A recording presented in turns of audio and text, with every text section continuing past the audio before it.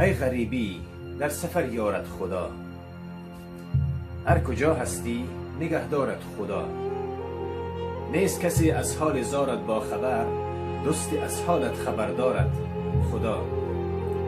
گر نشد آسان کارت غم مخور، مشکل آسان کن به هر کارت خدا. در سرت آید بلای خوف مکن، از بلای بد پناه دارد خدا. همچو یوسف چاه و زندانت کنند، از چه و زندان و تخت آرد خدا. چون شدی بیمار دردی بی دوا، مایوس بیمار شفاکارت خدا. ای سید دامان خود پاکیزه دار، روز محشر هم خریدارت خدا. آب چشمت گر بریزد ای غریب، آب چشمانت را به نقد خریدار از خدا.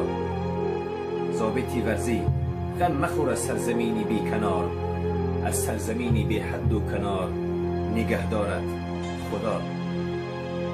ای غریبی در سفر یارت خدا، هر کجا هستی نگهدارت خدا. سلام علیکم.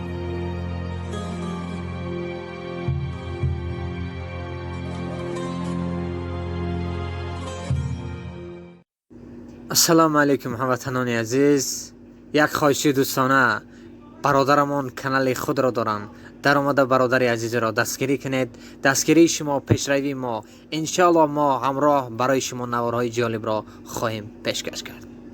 ظفر در خدمت ما و شما دوستان عزیز. بارهای خود را شما میتوانید در شهرهای روسیه و تاجیکستان با اکای ظفر روان کنید. انشاءالله برای شما ساق سلامت خواهد رسید به شهرهای خودجند، دوشنبه، ظفرآباد، مسجد نو، مسجد کوهی، استرافشان، عینی،